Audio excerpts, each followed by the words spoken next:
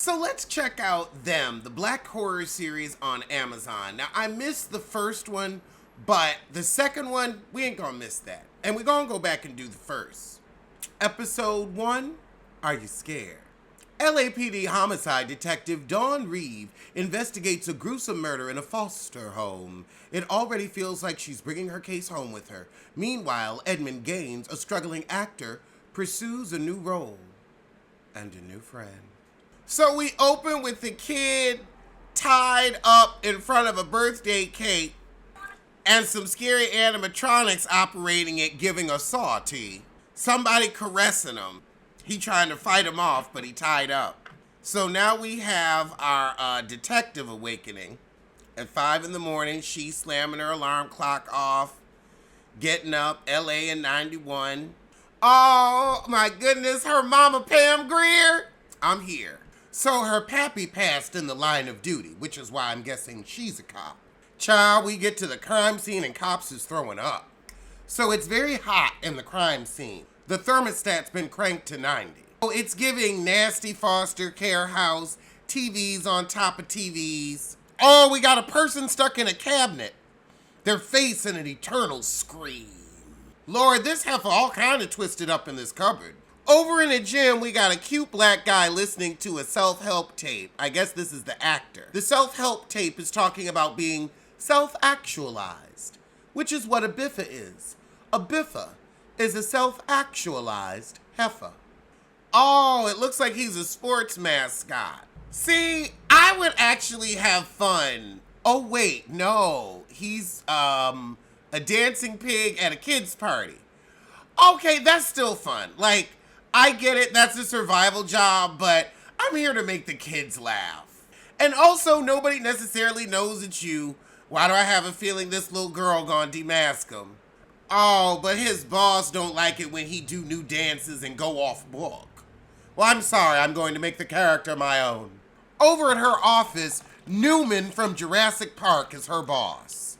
You didn't say the magic word. She tells him she wants the case. So she got a partner with somebody she don't like because she'd messed up before. So they go to interview the foster kids. Looks like the oldest son's name is Malcolm. I gotta hand it to Amazon, I swear for God. When you move the mouse, they list everybody in the scene, real name and character name. Talk about God bless it. You be forgetting who these people are. Especially, it's episode 1, we're just getting to know people. Oh, it's so helpful. It's designed with 40 in mind. Because I'll say, at 40, we're not forgetful. We just have more important things to think about. We got the big bigs. So Malcolm sees something in the corner of the room that scares him. Is it the video camera? He had been with Miss Mott since he was 3, however. Yeah, looked like he's scared of the video camera.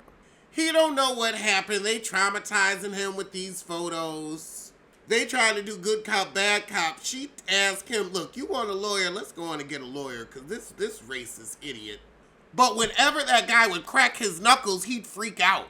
I guess that reminded him of the sounds of that heifer bone cracking. Over with our actor friend, he's doing an audition. And looks to be going poorly. Also, this is our favorite Luke James from Star. Or as we all call it, Those Girls. Oh God, he is doing a hood audition with a Steve Urkel voice. I can't. The cameraman damn near cackling. However, as he's walking out, Rhonda, the front desk girl, asks him how it went. Oh, Flirty McFlirt. But then we see him outside in the parking lot. He's stalking this heifer and going over scripts at the same time. Oh, he looking at that cameraman that laughing at him. Back across town with the cop, she goes to check on her son who's drumming in the garage. Very talented young man. She asking her mom about how she hit the car because her mom apparently got arthritis. The mama like, I'm fine. Let's eat your birthday dinner. Her ex-husband sent her a birthday card. She throws it away. Oh, Pam Grier is a gift wrapper. She might have the carpo tunnel. But the detectives opens her presents and what did Pam get her? A framed picture from when she was a little girl. So cute. So we've got a lovely, warm family night, but outside, something sinister waits. The lights flicker. Flicker! What's flickering in the garage?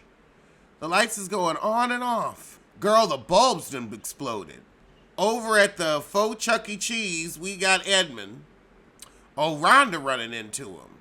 So she got her kid with her and she let him know the pappy ain't shit, but I think you is.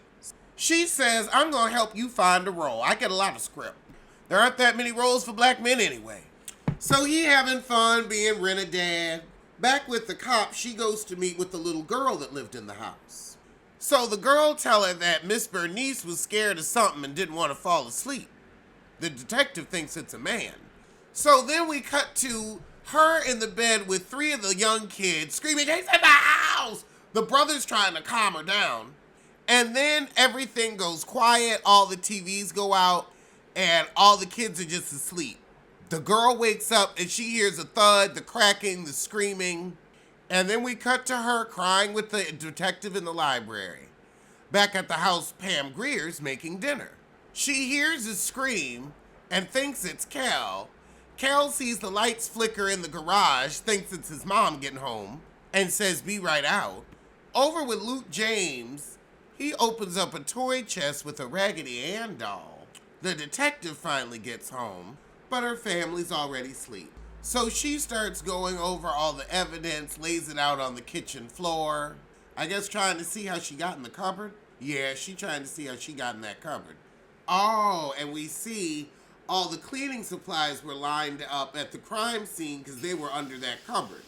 Oh, she realizes she went into that cupboard to hide, and then whatever found her twisted her up in there. And then she hears something creepy on the tape. Oh, Lord, she listened to it again and a voice says, are you scared? She come out from under the sink just breathing. That was the first episode, and I am scared. Let's get to the second. Oh, Lord, we open it with the body, and it's contorted and dead. Oh, God, this racist cop. He keeps trying to blame the son. It ain't him. So he's still not taking the case seriously. She's over it, and then he gonna tell her, my first girlfriend's black, so this isn't about race. So they head over to another crime scene because she's like, look, this might be related. It's 5 houses over from the Mott murder. She goes over to try to talk to the witnesses, but you know, it's a black neighborhood, so they ain't really trying to talk to the popo. And then she sees some guy in the background, and I guess this is the Southside Slayer, the guy that she missed out on. The killer that she never caught. Oh, wait, no. The guy starts to run away saying it was him and you all are gonna die. So she chases him. He's running, screaming 5-0. Woo, he running fast. So he get in the house, shut the door. She running after him.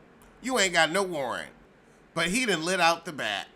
Wait, no, he's upstairs. So now she wandering through another apartment. So she running through this apartment looking for him. He jump off the balcony to get away from her. And some black lady pushes her down the stairs.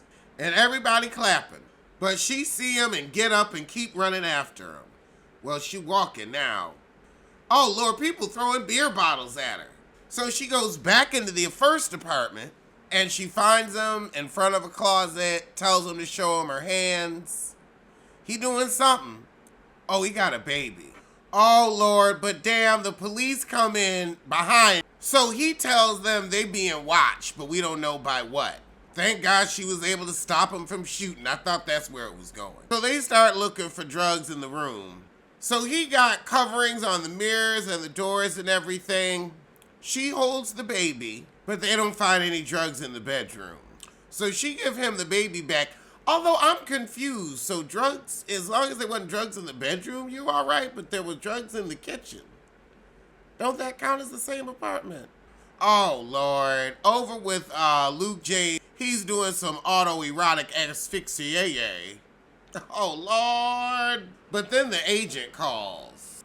So he's called some agency and requested something, but they don't have a record of his request. So he's been calling them for weeks trying to get this information. Now we get home with the detective's son and we see he has OCD. Back with Luke, Rhonda calls him and says, I got a script for you. A slasher film, the role of a killer. However, Pam ends up cleaning up her daughter's room and sees one of the crime scene photos. while her daughter's on a date with an attorney. And after dinner, we enjoy some time in a steamy pool, sautés on. Back with that guy that was running from the cop, he taking care of his son.